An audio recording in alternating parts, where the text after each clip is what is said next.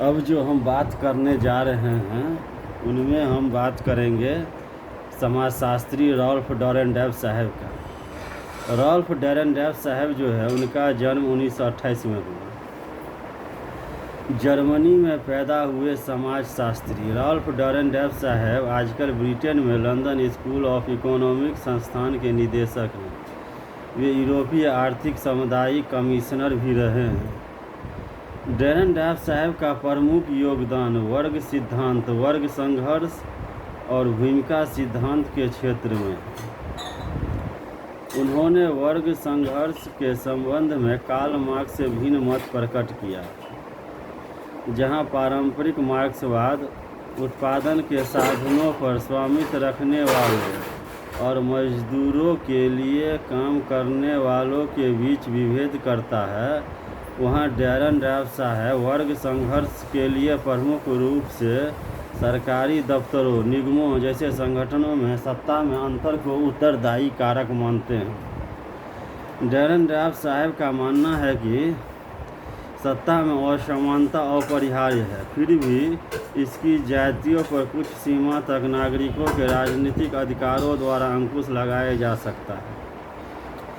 डॉरेंडेव साहब ने संघर्ष के संरचनात्मक कारणों को ढूंढने का यत्न किया है। उनके अनुसार मात्र आर्थिक संबंध ही संघर्ष का कारण नहीं है, अपितु सत्ता शक्ति के संबंध भी संघर्ष को जन्म देते हैं। सत्ता हर सामाजिक संगठन में विद्यमान है, अतः समाज में संघर्ष अवश्यभावी है। अपने संघर्ष सिद्धांत की प्रस्तुति के पूर्व उन्होंने पश्चिमी सोच पर आधारित समाज संबंधी एक दूसरे के विरोधी दो मॉडल्स यथा मतेक मॉडल, कंसेंसस मॉडल तथा बाध्यता मूलक मॉडल, कोरिलेशन मॉडल का सविस्तार वर्णन विश्लेषण किया है। डॉरेंडेव साहब मानते हैं कि समाज के दो चेहरे हैं, यथा संघर्ष और मतेकता यानी सामंजस्य। इन दोनों के बिना समाज का अस्तित्व संभव नहीं है। ये दोनों एक दूसरे की पूर्व आवश्यकताएं हैं। ये दोनों विकल्प न होकर एक दूसरे के पूरक हैं। संघर्ष तब तक उत्पन्न नहीं हो सकता जब तक वह पहले थोड़ी बहुत मतेकता न हो। इसी प्रकार संघर्ष अंततः मतेकता और एकीकरण की ओर अग्रसर करता है। डॉरेंडेव साहब के संघर्ष के सिद्धांत की जड़ें सत्ता के विभाजन में गड़ी हुई। वे कहते हैं कि सत्ता का विभिन्न रूप में वितरण अनिवार्यतः व्यवस्थित सामाजिक संघर्ष का निर्धारक कारक है। उन्होंने इस संदर्भ में पदों के साथ जुड़ी सत्ता की मात्रा में भिन्नता को संघर्ष का प्रमुख तत्व माना है और व्यक्ति की मनोवैज्ञानिक एवं व्यवहारात्मक विशेषताओं को संघर्ष के उत्पन्न करने में कोई महत्व नहीं दिया है। डॉरेंडेव साहब के अनुसार सत्ता व्यक्ति के साथ नहीं पदों के साथ जुड़ी होती है। अतः एक स्थिति में एक व्यक्ति के पास जो सत्ता है, आवश्यकता नहीं कि दूसरी स्थिति में भी उसके पास सत्ता का कोई पद हो। इसी प्रकार एक व्यक्ति एक स्थिति में मातहत है तो जरूरी नहीं कि दूसरी स्थिति में भी वह मातहत है ही हो। साहब और मातहत की स्थितियां हितों के संघर्ष को जन्म देती है और बाद में यही व्यापक संघर्ष का रूप धारण कर लेती है। हित दो प्रकार के होते हैं, व्यक्त और अव्यक्त। उन्होंने अचेतन भूमिका प्रत्याशाओं को अव्यक्त हित कहा है तथा जब अव्यक्त हित चेतन स्थिति में आ जाता है तो वह व्यक्त हित बन जाता है। इसी संदर्भ में डॉरेंडेव साहब ने तीन समूह बताए, अर्ध समूह, हित समूह और संघर्ष समूह। वे कहते हैं कि संघर्ष का विश्लेषण करते समय व्यक्त और अव्यक्त हितों के साथ साथ इन समूहों का भी विश्लेषण किया जाना चाहिए। वेबरवादी रॉल्फ डॉरेंडेव का इस विषय पर महत्वपूर्ण योगदान रहा है कि आधुनिक समाजों में सत्ता शक्ति किन हाथों में रहती है। वे कहते हैं कि विशाल आधार पर ज्वाइंट स्टॉक कंपनियों के विकास ने सामान्य जन को इनके अंशों शेयरों को खरीदने का अवसर प्रदान किया है, जिसके कारण अब पूंजीपति मालिकों की अपेक्षा वेतनभोगी व्यवस्थापकों मैनेजरों के हाथों में इन कंपनियों का नियंत्रण होता है। इस स्थिति को उन्होंने पूंजी का विसंयोजन कहा है। इन कंपनियां ये मैनेजर मात्र पूंजीपति मालिकों के हितों का ही ध्यान नहीं रखते, अपितु वे कंपनी की दीर्घकालीन उत्पादन क्षमता और सुरक्षा के साथ साथ कर्मचारियों और मजदूरों के हितों का भी ध्यान रखने के लिए भी मजदूर संगठनों तथा सरकार के द्वारा बाध्य किए जाते हैं। एंथोनी गिडिंस ने डैरेन डाफ के उपरोक्त विचारों की आलोचना दो आधार पर की है।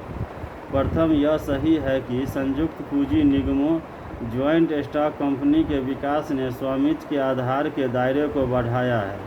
फिर भी इन पूंजीवादी प्रतिष्ठानों का मूल उद्देश्य लाभ अर्जित करना है और इन प्रतिष्ठानों की सारी कार्य प्रणाली अभी भी पूंजीवादी है। लाभ का एक थोड़ा सा हिस्सा ही दिखावे के रूप में अंशधारियों में बांटा जाता है। गिडिंस साहब की दूसरी आलोचना भी प्रथम आलोचना से जुड़ी हुई है। पूंजीपति मालिकों और व्यवस्थापकों मैनेजरों के बीच शायद ही कभी किसी मामले पर घोर मतभेद होता है। अधिकांशतः तो दोनों के हितों में काफ़ी समानता होती है। यही नहीं, कभी कभी तो व्यवस्थापक भी उस कंपनी के बड़े अंशधारी होते हैं। अतः दोनों का ही प्राथमिक उद्देश्य कंपनी की सफलता और लाभ अर्जित करना होता है। डैरेन डाफ साहब के वर्ग संघर्ष संबंधी विचारों के उपरोक्त विवेचन से स्पष्ट है कि उन्होंने कई मामलों में कार्ल मार्क्स के विचारों से सहमति प्रकट की है। उत्तर पूंजीवादी समाजों में स्वामित्व एवं नियंत्रण एक ही हाथ में नहीं है, जैसा कि आधुनिक संयुक्त पूंजी उद्यमों में होता है। अतः मात्र आर्थिक आधार पर, जैसा कि कार्ल मार्क्स मानते हैं, संघर्ष की व्याख्या असंगत और अपूर्ण है। डैरेन डाफ के सिद्धांत की एक प्रमुख कमजोरी उसका एक कारकीय होना है। डैरेन डाफ के सिद्धांत का प्रमुख केंद्र बिंदु सत्ता रहा है, जिसे संघर्ष का एकमात्र कारक नहीं माना जा सकता। उन्होंने सत्ता को संघर्ष का आधार मानकर यह नहीं बताया कि संपत्ति से अधिक प्राथमिकता एवं महत्व सत्ता को क्यों दी जाती है। कुछ विद्वानों का यह भी मत रहा है कि डैरेन डाफ के सिद्धांत को मार्क्सवादी संघर्ष के सिद्धांत के साथ जोड़ना ही गलत है।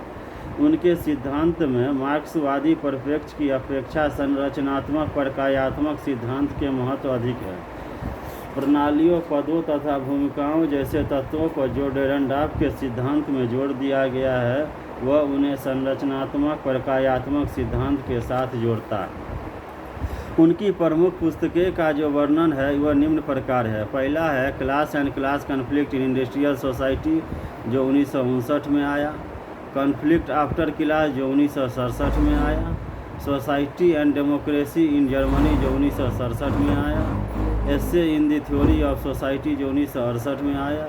द न्यू लिबर्टी, जो 1975 में आया। लाइफ चांसेस, जो 1979 में आया। तो ये इनकी प्रमुख पुस्तकें हैं। इनके अलावा भी कुछ पुस्तकें हैं जो उतना इम्पोर्टेंट नहीं है, यह बहुत इम्पोर्टेंट है। और रॉल्फ डैरेन डाफ साहब की जो कृति है, उनका जीवन परिचय है, उनका यहाँ उल्लेख किया गया है। और उनकी जो महत्वपूर्ण पुस्तकें हैं उनका भी उल्लेख किया गया है। इनका स्मरण कीजिएगा। जय सोशियोलॉजी, जय समाजशास्त्र। अब हम आगे जो समाजशास्त्री है उनमें बात करेंगे किंग्सले डेविस साहब का। किंग्सले डेविस साहब जो हैं, जो समाजशास्त्र के आम पाठकों विद्यार्थियों के बीच किंग्सले डेविस साहब विशेष रूप में अपनी पुस्तक मानव समाज 1936 के लिए ही जाने जाते हैं। यह पुस्तक पार्सन्स मॉर्टनवादी परिप्रेक्ष्य पर आधारित है, जिसमें सामाजिक संरचना और सामाजिक प्रकारों का भी समान दृष्टिकोण प्रस्तुत किया गया है। डेविस साहब ने इस पुस्तक के अतिरिक्त परिवार के समाजशास्त्र और वेश्यावृत्ति पर भी कार्य किया है और काफ़ी लिखा है। अपने सभी अध्ययनों में उन्होंने प्रकार्यात्मक परिप्रेक्ष्य का प्रयोग किया है। सन 1940 और 50 के बीच समाजशास्त्र के क्षेत्र में इस परिप्रेक्ष्य की एक प्रमुख सैद्धांतिक उपागम के रूप में विकसित करने में डेविस साहब ने महती भूमिका अदा की है। सन 1959 में तो इस परिप्रेक्ष्य के बारे में उन्होंने यहाँ तक कहा था कि यह न केवल एक सर्वाधिकार बल परिप्रेक्ष्य है, अपितु समाजशास्त्र में यही एकमात्र विशिष्ट परिप्रेक्ष्य है जिसके द्वारा सामाजिक घटनाओं का अध्ययन किया जा सकता है। डेविस साहब यद्यपि पार्सन्स और मॉर्टन दोनों से प्रभावित रहे, किंतु उन्होंने अपने शोध कार्यों में टालकट पार्सन्स के बृहद सिद्धांत ग्रैंड थ्योरी के प्रारूप के प्रयोग की अपेक्षा मॉर्टन के मध्य श्रेणी के सिद्धांत के प्रारूप को ही प्राथमिकता दी है। उनकी जो प्रमुख पुस्तक है ह्यूमन सोसाइटी, जो 1936 में प्रकाशित हुआ, तो ये किंग्सले डेविस साहब जो हैं उनका वर्णन, जीवन परिचय, उनकी कृति का वर्णन किया गया है। और उनकी जो एकमात्र प्रमुख पुस्तक है वह है ह्यूमन सोसाइटी, जो 1936 में है, जिनका उल्लेख किया गया है। इनके अलावा भी बहुत पुस्तकें हैं, लेकिन उतना इम्पोर्टेंट नहीं है। जय सोशियोलॉजी, जय समाजशास्त्र। अब हम आगे वर्णन करेंगे अगले समाजशास्त्री में, जिनका नाम है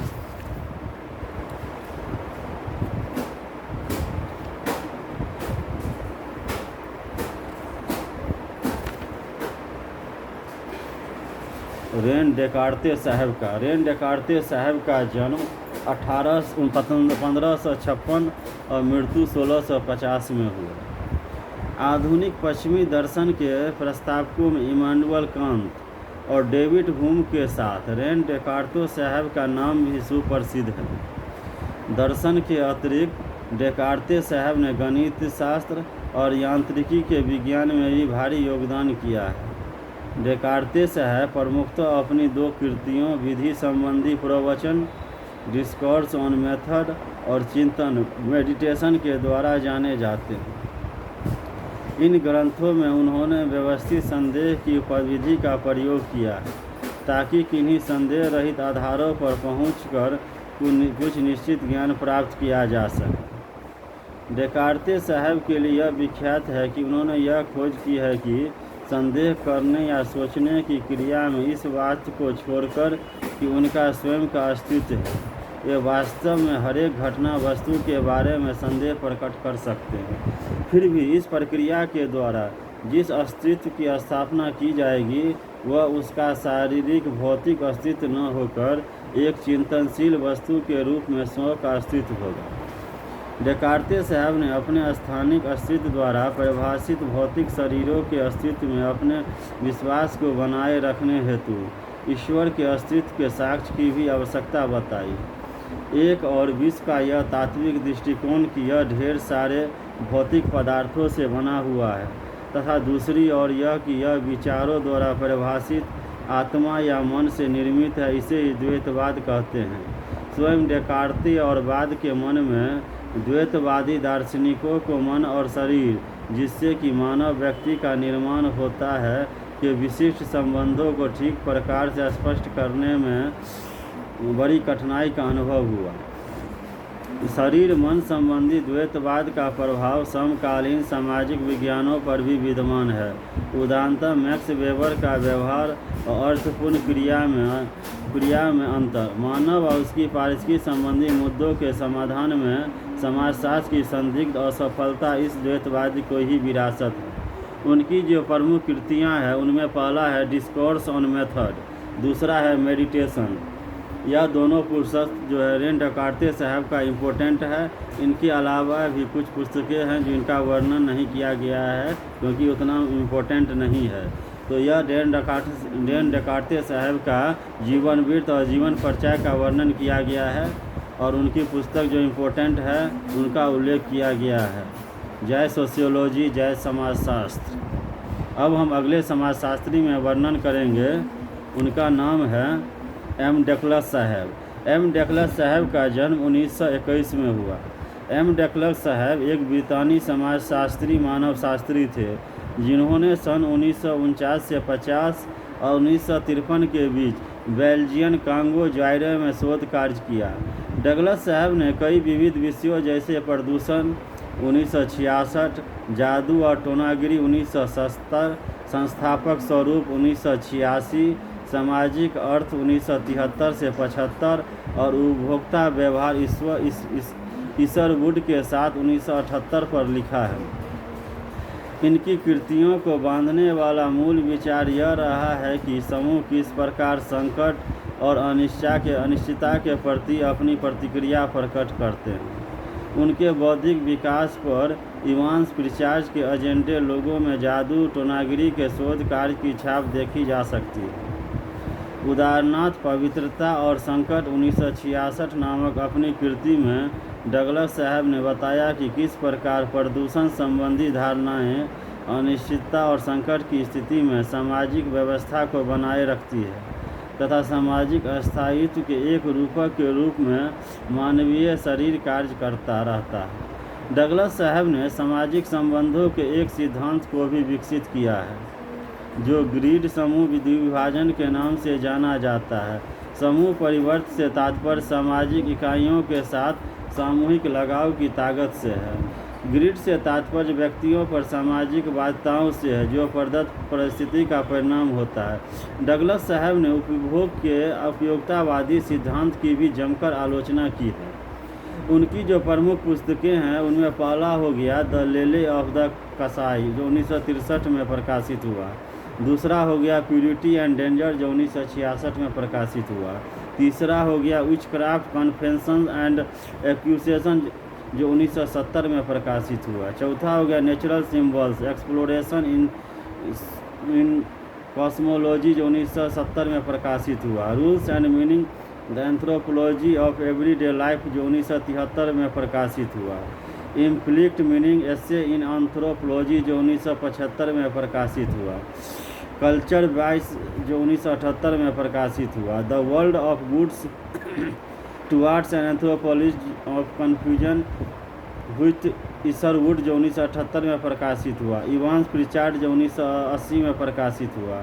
इन द एक्टिव वॉइस जो 1982 में प्रकाशित हुआ। ऐसे in the sociology of perception जो 1982 में प्रकाशित हुआ। रिक्स एंड कल्चर विथ वाइल्ड स्वीज जो 1982 में प्रकाशित हुआ। हाउ इंस्टीट्यूशन थिंग्स जो 1986 में प्रकाशित हुआ। तो यह एमडे डगलस साहब की प्रमुख पुस्तकें हैं। इनके अलावा भी बहुत पुस्तकें लिखी हैं लेकिन उनका उल्लेख नहीं किया गया है। यह बहुत इम्पोर्टेंट पुस्तकें हैं जिनका उल्लेख किया गया है और एम डगलस साहब के प्रमुख जीवन परिचय उनकी कृति का उल्लेख किए गए हैं और उनकी पुस्तकों का भी उल्लेख किया गया है। जय सोशियोलॉजी, जय समाजशास्त्र। अब हम अगले समाजशास्त्री में जिनका वर्णन करेंगे उनका नाम है श्यामचरण दुबे साहब। श्यामचरण दुबे साहब का जन्म 1922 में हुआ और मृत्यु 1996 में हो गया। मूल रूप में राजनीतिक विज्ञान में दीक्षित श्यामचरण दुबे साहब ने मध्य प्रदेश की स्थानांतरित कृषि करने वाली कमार नामक आदिवासी जनजाति का अध्ययन कर मानव विज्ञान और समाजशास्त्रीय जगत में प्रवेश किया। उन्होंने अपने व्यावसायिक जीवन की शुरुआत नागपुर के हिस्लोप कॉलेज में एक प्राध्यापक के रूप में की। बाद में वे लखनऊ विश्वविद्यालय में राजनीतिक विज्ञान के प्राध्यापक के रूप में आ गए। यहाँ उन्होंने अध्ययन के साथ साथ ही D.N. मजूमदार के साथ पूर्वोत्तर नर विज्ञान ईस्टर्न एंथ्रोपोलॉजिस्ट नामक पत्रिका का प्रकाशन एवं संपादन किया। कुछ समय के बाद ही उन्हें उस्मानिया विश्वविद्यालय में समाजशास्त्र विभाग में रीडर के पद पर नियुक्ति मिल गई।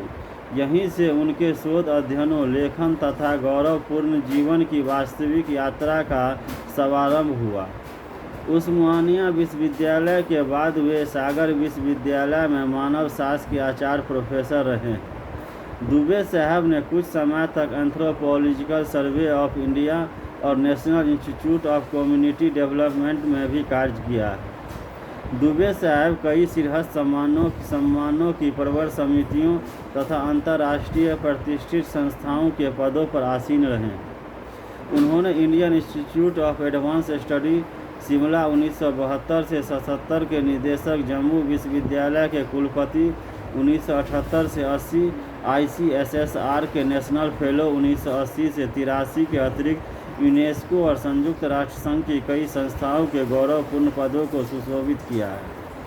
यही नहीं, उन्हें कई विदेशी विश्वविद्यालयों और उच्च शिक्षा के संस्थानों में भाषण के लिए आमंत्रित किया गया। वे मध्य प्रदेश उच्च शिक्षा अनुदान आयोग भोपाल के अध्यक्ष भी रहे हैं। शुरुआती दौरों में दुबे साहब सामुदायिक ग्रामीण विकास के राष्ट्रीय संस्थान में सलाहकार थे। दुबे साहब को सन 1975 से 76 में अखिल भारतीय समाजशास्त्रीय परिषद ISS के अध्यक्ष बनने का सम्मान भी प्राप्त रहा है। दुबे साहब के लेखन की प्रमुख विषय ग्राम जीवन, सामुदायिक विकास, आधुनिकीकरण, परिवर्तन और परंपरा का प्रबंधन तथा विकास से जुड़े कई गूढ़ विषय रहे हैं। वह हिंदी और अंग्रेजी दोनों भाषाओं में एक कुशल वक्ता और लेखक दोनों रूपों में सिद्धस्थ थे। उनके अंग्रेजी के साथ साथ कई लेख हिंदी की प्रतिष्ठित पत्र पत्रिकाओं में प्रकाशित हुए हैं तथा कई पुस्तकों के अनेक भारतीय एवं विदेशी भाषाओं में अनुवाद भी हुए हैं। सामाजिक विज्ञान विषयों के अतिरिक्त उनकी हिंदी साहित्य में भी गहन रुचि थी। दुबे साहब के समाजशास्त्रीय लेखन की शुरुआत उनकी प्रख्यात पुस्तक इंडियन विलेज 1955 से हुई। यद्यपि उनकी कमार जनजाति पर लिखा शोध प्रबंध इससे पूर्व प्रकाशित हो गया था। इस प्रथम पुस्तक ने ही सामाजिक विज्ञान जगत में उनकी अंतर्राष्ट्रीय पहचान स्थापित की। पुस्तक का हिंदी रूपांतरण भारतीय ग्राम में अभी कुछ वर्षों पूर्व प्रकाशित हुआ है। इस पुस्तक में अंतर अनुशासन पद्धति का प्रयोग किया गया है, जिसमें कई विभिन्न क्षेत्रों के वैज्ञानिकों ने तेलंगाना, आंध्र प्रदेश के एक गांव समीरपेट से संबंधित आंकड़े और तत्वों को एकत्रित किया है। इस गांव की सामाजिक संरचना एवं जीवन शैली के अध्ययन में इतिहासवादी उपागम से भिन्न नर विज्ञानी उपागम का प्रयोग करते हुए अत्यंत सशक्त एवं जीवन शैली में दुबे साहब ने उन आधारभूत कारकों को उजागर किया है जो भारतीय समाज और संस्कृति की रचना करते हैं। निसंदेह इस अध्ययन का दायरा बड़ा छोटा मात्र एक गांव था, किंतु इसके द्वारा बृहद भारतीय समाज और संस्कृति को समझने की बड़ी संभावनाएं अंतर्निहित है। वास्तव में यह किसी भारतीय गांव के विभिन्न पक्षों यथा ऐतिहासिक, भौगोलिक, सामाजिक, आर्थिक, सांस्कृतिक एवं कर्मकांडीय संरचना, पारिवारिक संबंध, जीवन स्तर, सामुदायिक जीवन और बदलते स्वरूप का विवरणात्मक गवेषणात्मक प्रकार का एक प्रथम समाज शास्त्रीय पूर्णाकारीय ग्रामीण अध्ययन है। इस अध्ययन ने भारत में समाजशास्त्र के क्षेत्र में शोध के एक नए आयाम का उद्घाटन किया है, जो समसामयिक, क्षेत्रीय एवं आनुभविक अध्ययन पर बल देता है। इस अध्ययन की प्रकृति समष्टि मूलक है, जो संरचनात्मक प्रकार्यात्मक विधि के प्रयोग का एक अनुपम उदाहरण प्रस्तुत करता है। इस पुस्तक के आमुख में मॉरिस ओपलर साहब ने लिखा है कि विश्व के विभिन्न भागों में हुए समुदायों के अध्ययनों में यह एक उत्कृष्ट अध्ययन है। यह अध्ययन बहुत कुछ रूप में रेडफील्ड द्वारा सन 1930 में मैक्सिको के गांव टेपोजलान के अध्ययन के प्रतिमान से मिलता जुलता है। अपने इस अध्ययन के आधार पर दुबे साहब ने भारतीय गांव की समान प्रकृति पर टिप्पणी करते हुए लिखा है कि भारत में कोई भी गांव स्वायत्त और स्वावलंबी नहीं है, क्योंकि वह हमेशा बृहद सामाजिक व्यवस्था की एक इकाई होता है। वह एक संगठित राजनीतिक समाज का एक हिस्सा होता है। एक व्यक्ति एक गांव के समुदाय का ही सदस्य नहीं होता, वह एक जाति, धार्मिक समूह या एक जनजाति से भी बंधा होता है, जो कई गांवों में फैली होती है। इन इकाइयों के अपने संगठन, सत्ता और नियमाचार दंड व्यवस्थाएं होती है। यह अध्ययन भारत में ग्रामीण संस्थाओं के परिचालन और क्रियाकलापों पर भी प्रकाश डालता है। दुबे साहब ने लिखा है कि ग्रामीण भारत की आर्थिक व्यवस्था मुख्यतः जाति आधारित प्रकार्यात्मक विशेषीकरण, अंतर्निर्भरता और व्यावसायिक गतिशीलता से परिचालित होती है। उन्होंने ग्रामीण लोगों की दृष्टि अंतर सामूहिक संबंधों, अंतरजातीय मनोभावनाओं, रूढ़ि धारणाओं जैसे विषयों पर भी टिप्पणियां की है।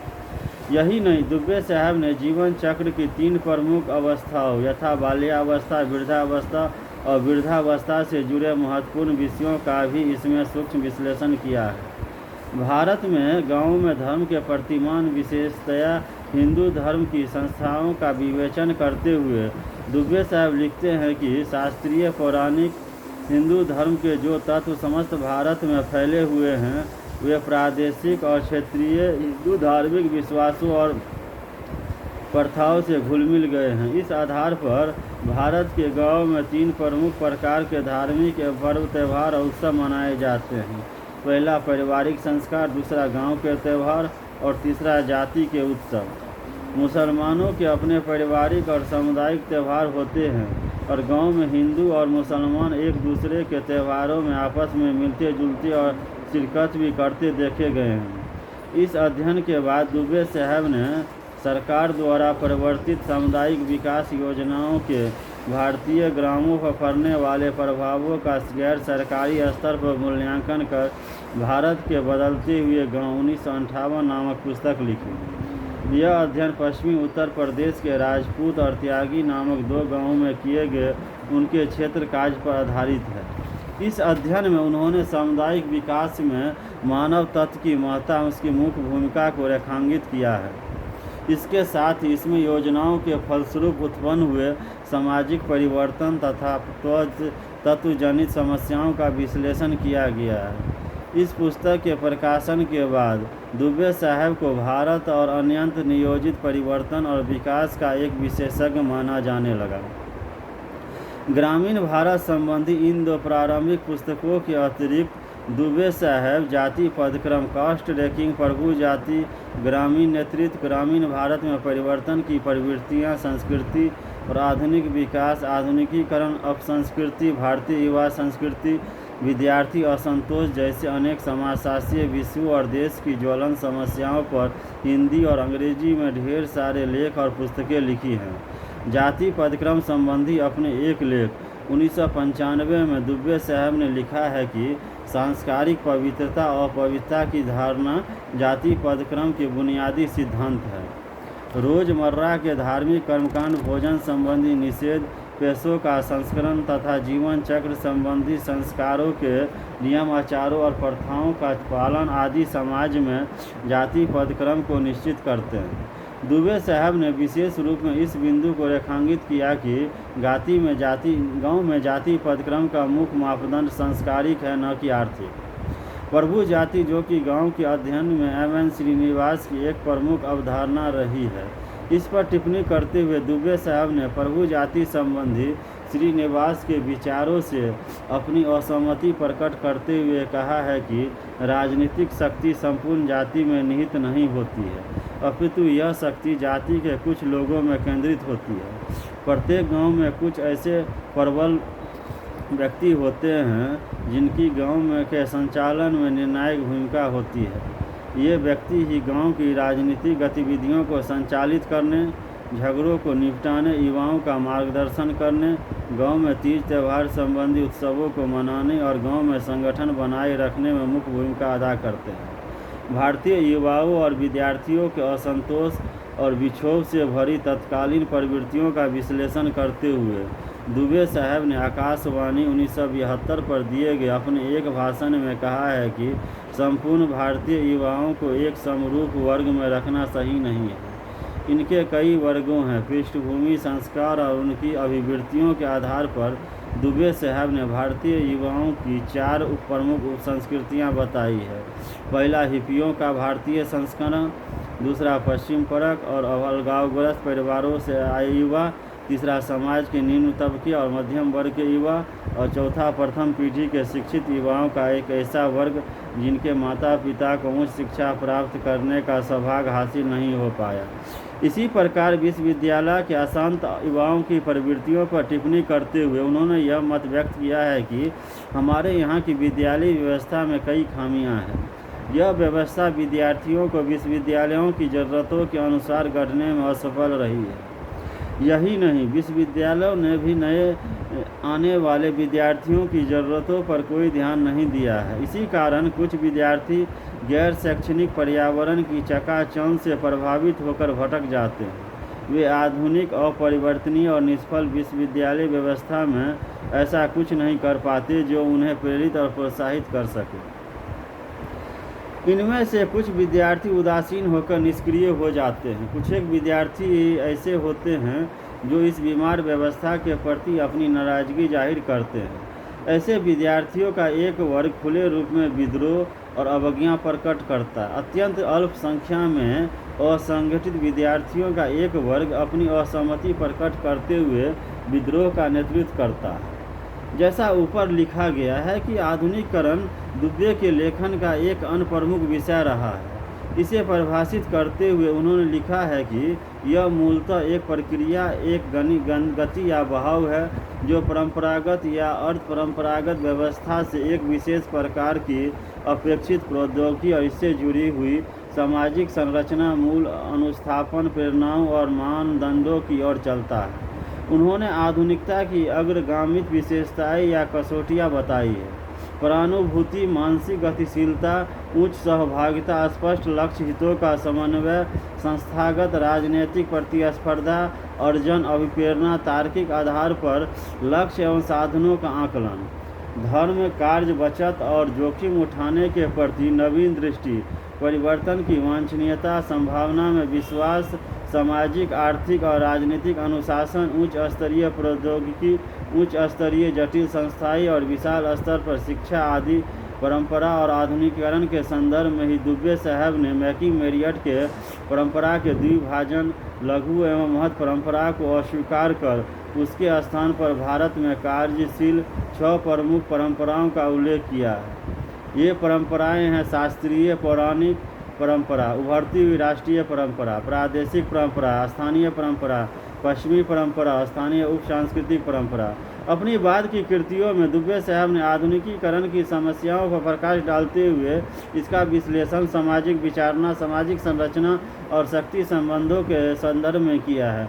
उनकी जो प्रमुख पुस्तकें हैं उनमें पहला है द कमार जो 1954 में प्रकाशित हुआ, दूसरा है इंडियन विलेज जो 1955 में प्रकाशित हुआ, तीसरा होगा इंडिया चेंजिंग विलेज जो 1958 में प्रकाशित हुआ, चौथा हुआ power and conflict in village India जो 1956 में प्रकाशित हुआ, एसे ऑन मॉडर्नाइजेशन जो 1971 में प्रकाशित हुआ, explanation and management of change जो 1971 में प्रकाशित हुआ, contemporary India and its modernisation जो 1973 में प्रकाशित हुआ, ट्राइबल हेरिटेज ऑफ इंडिया जो 1977 में प्रकाशित हुआ, सोशल साइंस इन चेंजिंग सोसाइटी जो 1974 में प्रकाशित हुआ, मॉडर्नाइजेशन एंड डेवलपमेंट जो 1988 में प्रकाशित हुआ, on crisis and communication in social values, उसके बाद इंडियन सोसाइटी जो 1992 में प्रकाशित हुआ, मानव और संस्कृति, भारतीय ग्राम विकास का समाजशास्त्र, समय और संस्कृति, संक्रमण की पीड़ा, परंपरा और इतिहास बोध, संस्कृति और शिक्षा, समाज और भविष्य।